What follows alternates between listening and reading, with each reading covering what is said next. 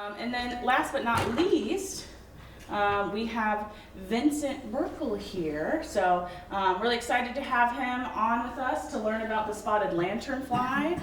So Vincent is the Assistant Director with the Indiana Department of Natural Resources Division of Entomology and Plant Pathology.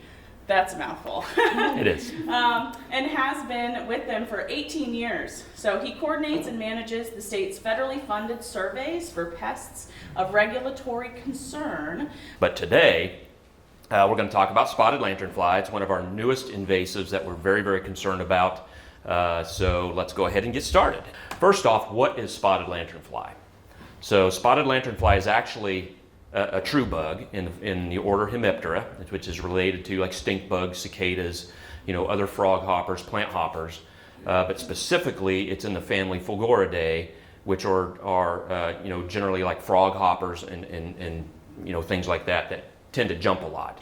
But the specifically spotted lanternfly is in a group called lanternflies, which usually have very bright colors, that they might have little ornaments on their head when they're adults that they're kind of fancy looking, that really don't serve any function, but they're kind of fancy looking. They have a piercing sucking mouth part, which I'll talk about a little bit more later. That's how they feed. They inject their mouth part into the plant and suck sap juices out of it. And they're native to Southeast Asia. So, how did it get here? So, it was first detected in Pennsylvania, Berks County, Pennsylvania, in 2014. They think it probably got here a few years prior to that, maybe 2012, 2011. And they think it came over on a shipment of stone from China. So this stone is like granite that they would use for like countertops or maybe, new shower installations for high-end homes. But they think it hitched a ride as an egg mass on some of these flat pieces of stone that would get shipped over and used, for building purposes. So, when it was first discovered in Pennsylvania in 2014, so Berks County, Pennsylvania is right here.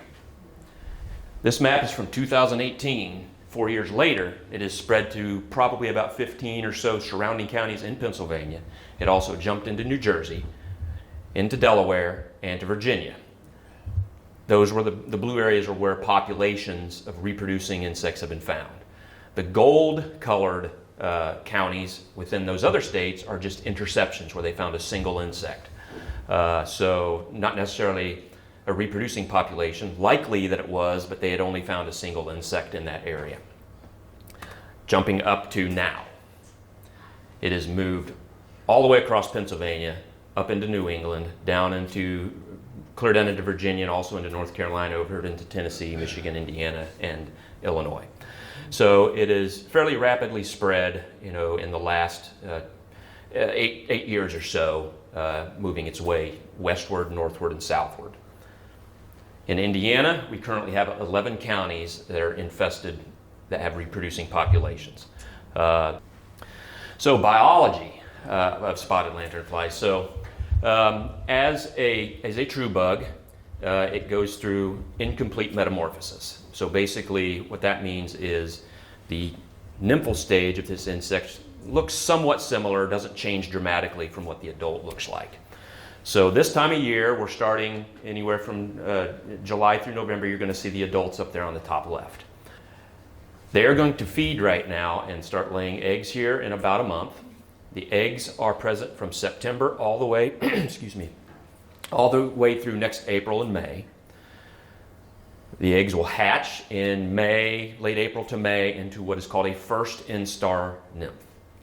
So what I mean by instars is an instar is a growth phase that an insect goes through. So it'll first instar, it grows, but since it has an exoskeleton, they can't grow any further. So they have to shed their skin. Once they shed their skin, then they become a second instar, and so forth.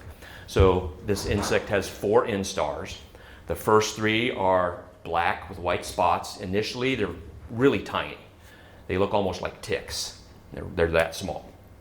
As they get into the 4th instar stage here on the far left, they turn a reddish color with more of a white spots and some black markings. It's just a morphological change.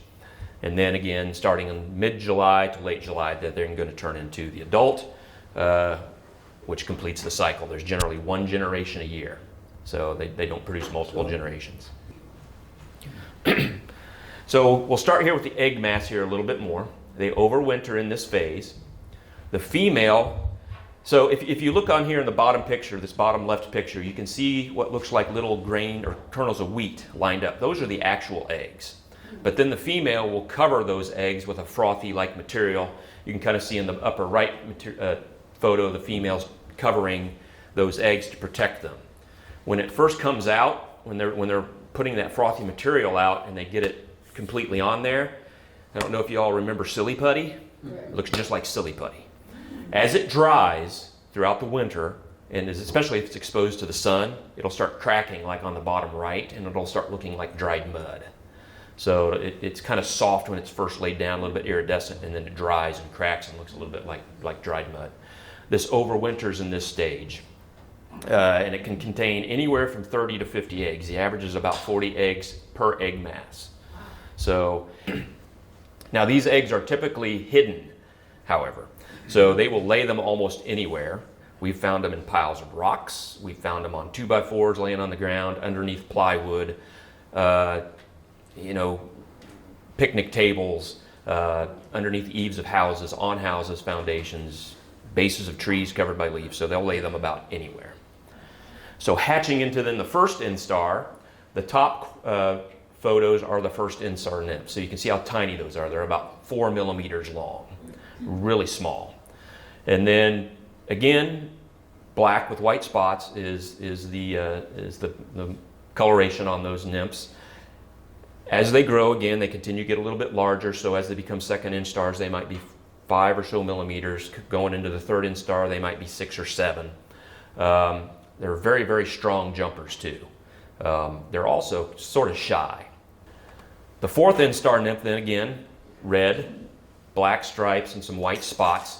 And you can kind of see about midway down on the insect there, you can see the wing pads starting to form. So when it molts into the adult, that's obviously where the wings will come from. But then also you can kind of see that ornate little point on the head. That's really not its head. That's just kind of an ornate little protrusion on the top of its head. And then of course the eyes are just back below that.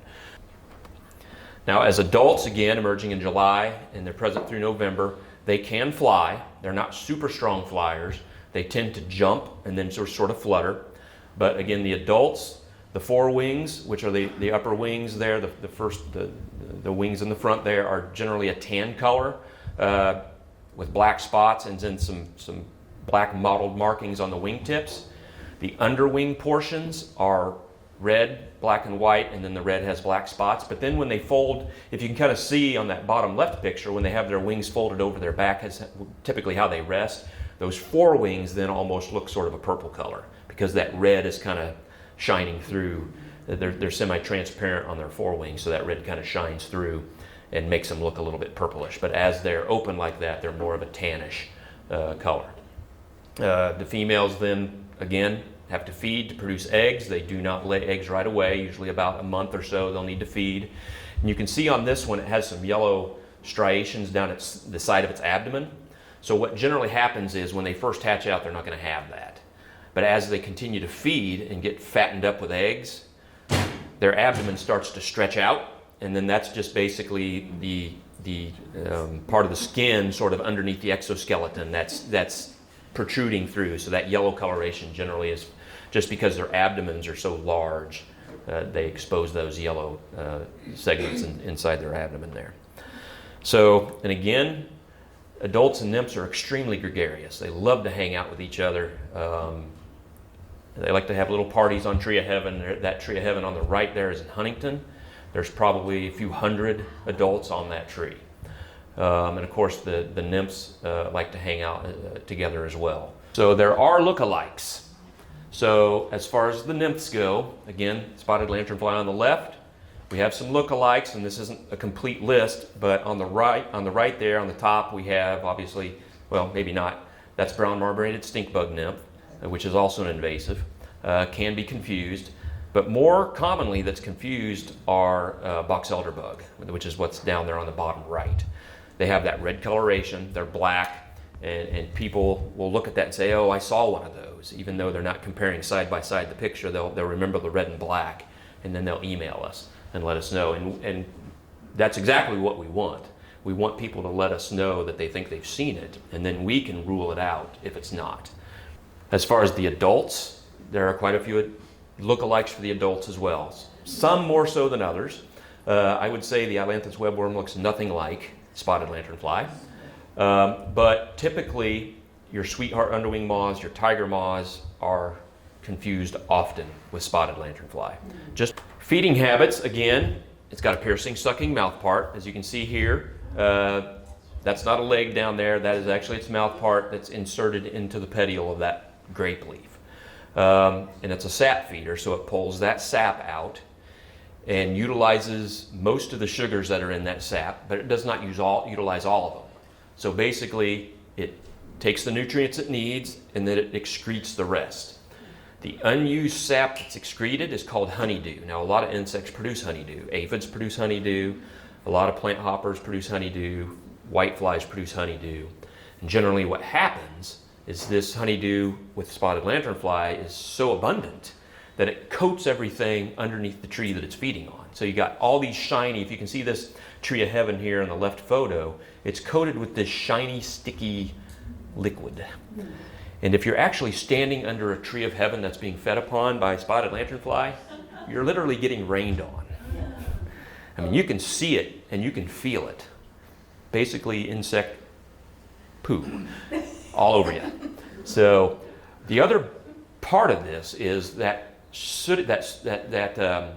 honeydew is sugar, and fungus loves to grow on sugar. So you'll get a black sooty mold that'll grow on the foliage that's underneath the tree of anything that's growing underneath it, on the trunk of the tree. If your car's underneath there, you'll get sugar and then black sooty mold growing on it. Another part of it is, I don't know if you can see in the bottom photo, but you get flies, you get yellow jackets, you get hornets, you get honeybees. Boy, they like that sweet sugar too. And guess what? Honeybees turn spotted lanternfly poo into honey. So there's actually people who harvest the honey, and they say it has sort of a smoky flavor. So as far as what hosts this insect feeds on, it has over 70 different types of trees and shrubs that it will feed on. And the number sort of keeps growing as we kind of see where it pops up in the different trees and shrubs that are in new areas. But some of the main ones it likes, obviously, is tree of heaven, which is the invasive. It likes grape. So that's a threat to our growing vineyards that we have around here, like Country Heritage and some of the stuff up in Steuben County, and we have a lot of vineyards that are popping up throughout the state. It likes black walnut. It likes maples, especially the silver and red maples, the faster growing ones. It likes hops. So you wine drinkers and you beer drinkers are, better watch out, because, your hops plants and your grapes might be, affected. Also likes roses, sumac, birch, cucumber, a lot of different plants. Heavy feeding on grape can actually kill the vines and reduce the yield on the plants. And then, of course, obviously that sooty mold, as you get numerous insects, as it blackens all the foliage underneath the tree that it's feeding on, that affects photosynthesis. That tree can't absorb as much sunlight and produce as much energy for itself, so that can cause a lot of stress, which then can cause death to the plant. But its main host here is tree of heaven. Again, an invasive species from China, brought over probably in the 1700s as an ornamental, fast-growing tree that'll grow anywhere, and boy, it sure does. If you can kind of look at the leaves here, it's got a compound leaf. Usually, very similar-looking plants have compound leaves as well, and I've got my next slide will show some of the lookalikes here. But the leaves do not have serrations or little saw-like teeth on the edges. And then one other feature that tree of heaven has is this little, I call it a thumb, at the base of the leaf where it joins the rachis, which is basically the long petiole, the long center portion of the leaf. It's got this little thumb right there. None of the other natives that we have this thumb. Generally, and this picture is an exception, and it may be, I don't know why, but generally Tree of Heaven does have a terminal leaf, which is a leaf right in the center at the end. I don't know if this one fell off or what, but generally they do have a terminal leaf on them as well. The bark on Tree of Heaven, if you look at that center picture, almost looks like cantaloupe rind. The seeds, which are those reddish with the yellow center, they're called samaras, which are similar to like the helicopters that maple produce, or ash trees produce samaras, tulip trees do. And then of course the flowers are down there at the bottom. They're a male-female tree. The females obviously produce the seed, the males do not.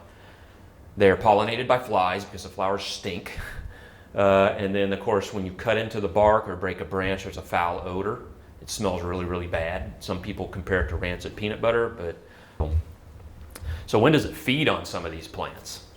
So some of the perennials, some of the roses, some of the other plants that early in the spring when the nymphs will feed on them, and the new growth like roses and perennials, they will feed on them at that time.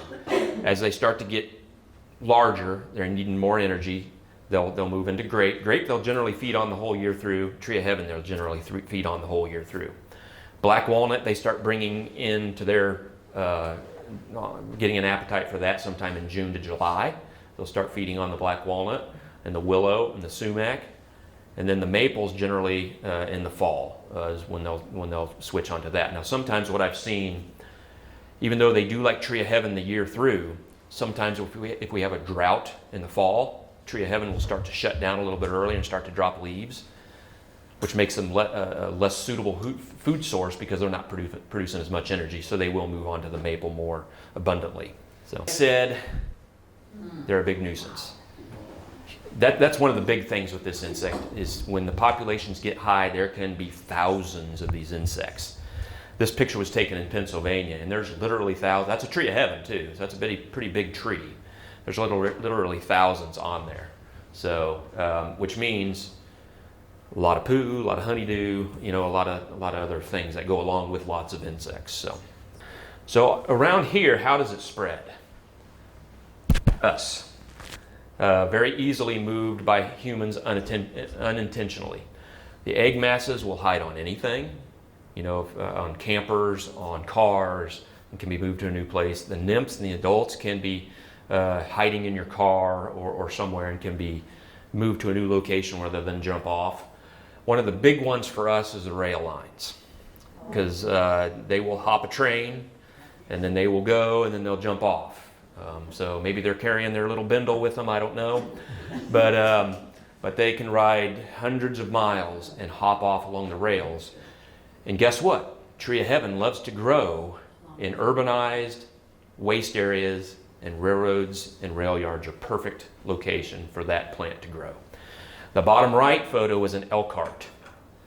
There's a Norfolk Southern train sitting there awaiting a crew change. Right next to the railroad, if you can see that tree, is a Tree of Heaven. So, good place for them to hop off while the crew changes, and then they can go. They got food right there. It's like, hopping off and there's a restaurant right there, getting off the interstate to stop for lunch when you're going on vacation. And so just to kind of give you another picture of how quickly this thing moved, the one on the left is 2021. The one on the right is the most current map. But if you kind of take a look at this map and see some of the rail lines. Coming from central Pennsylvania is a main rail line that follows up through like State College, Pennsylvania, over to Pittsburgh, and it jumps up to Cleveland, over to Toledo, and down through northern Indiana, Kendallville, Butler, Kendallville, up to Elkhart, and over to Chicago. That's where we're seeing it pop up mostly, is along that main rail line in Indiana. They're good at hiding them. The other thing we're concerned about is air travel. So we actually had an instance where a spotted lanternfly showed up in California on a FedEx plane that came out of Indianapolis. So USDA went in to the Indianapolis airport and started marking Tree of Heaven, started looking for Tree of Heaven around the airport, couldn't find anything. After a little bit more investigation, that plane actually originated in New Jersey. SLF, or Spotted Lanternfly, hopped on the plane, stopped in Indianapolis to pick up a little bit more cargo, and then flew on to California. So we got the call first because this is where the plane last stopped. But most likely it originated in New Jersey. So, so our survey and treatments. So it's kind of what we're doing, at least currently, in Switzerland and Huntington County. So initially, again, as I mentioned, the spotted lanternfly was reported by a homeowner in 2021. This homeowner was the neighbor of a person that just moved in from Pennsylvania who had accidentally brought some stuff with them that had egg masses on it. So when we got the notification about spotted lanternfly being in there, we went in, we surveyed all the tree of heaven, which is all these red dots around, and the star there is where the originating point was from. So once we completed our survey work, we found that the infestation was about a 100-acre woodlot right around that center point. So we did, after that is, Pennsylvania Department of Ag wanted to help us, so they came down and brought some of their spray equipment, and we did some treatments in and around that wood using a systemic insecticide that absorbs into the tree and makes it poisonous to spotted lanternfly. So we tried to spray some of the tree of heaven in and around that area. We also went in with herbicides to try to spot kill some smaller tree of heaven so that there weren't so many, because this woodlot was an old wasted woodlot that had been overgrown with a lot of tree of heaven, a lot of multifloral rose, a lot of privet. So it was a mess and it was hard to get through. Very impenetrable just because of all the invasives that were in it. So we went in there and we tried to kill out some of the smaller tree of heaven so that we didn't have so many trees to have to spray. So after that we went in again and did some tree of heaven treatments with within the woods itself with some systemics to try to suppress the populations of spotted lanternfly. So what we ended up doing was between 2021 and 2023, we treated about 1,200 trees in this woodlot with systemic insecticide. We've also killed hundreds of small tree of heaven. We tried to go after the smaller ones, the 3 inches or so or less, and leave those bigger ones as sort of sinks for the spotted lanternfly to go into that we would then treat. This year, we're planning to treat about 400 tree of heaven, and we also did about 15 acres of linear buffer treatments, on areas where we had started to see spotted lanternfly pop up. So the insect is starting to spread out in Switzerland County. So for this year in Huntington, actually after I leave here, we're going down to mark trees in Huntington. We're planning to treat 1,100 or so trees for basal bark treatment with systemic insecticide to get rid of spotted lanternfly, or to suppress spotted lanternfly. Earlier, we did do some about 5 acres of linear buffer sprays in some areas where we knew it was at as well. So just trying to get everything that's on the edges, and then we'll go in and we'll kind of target. We only did the waste areas there, and we didn't go outside into the neighborhoods to treat that. Is that right by either the Little River or the Wabash River? The Little River is down there this is the Little River here. Right. So the buffer sprays, we got no closer than 100 feet to any kind of water, because we certainly don't want to, we got to make sure we're not getting any kind of leaching or anything like that into any water. So, egg mass surveys. So again, as I mentioned, eggs are laid anywhere. This is a trash can in Huntington. You can see inside that might be a pot actually inside of a trash can, but that little piece of I can't tell if it's wood or not, but it has an egg mass on it right there. On the lip, up here on the top left of the picture, you can see an egg mass there. This is a fence in Huntington. So, get in the way here a minute. This is the fence post. These are the pickets on the fence. You can see all these egg masses that are hidden. Those are all egg masses on the pickets behind that fence post. All right, so they're very, very hard to see. They can blend in extremely well. So here's a little quiz for y'all. Find the egg mass. Tell me kind of, is it left, upper right, lower left, or center? Do you think you see the egg masses? No.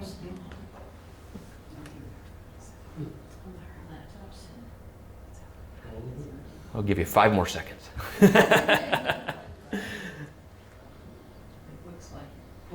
Anybody got a guess?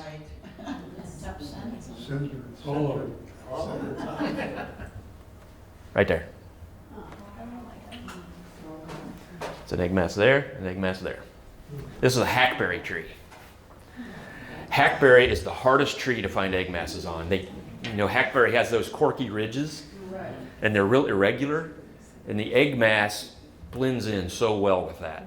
We stared at some of these hackberry trees for like 2 or 3 minutes going, and then all of a sudden it's just like light bulb. There they are. So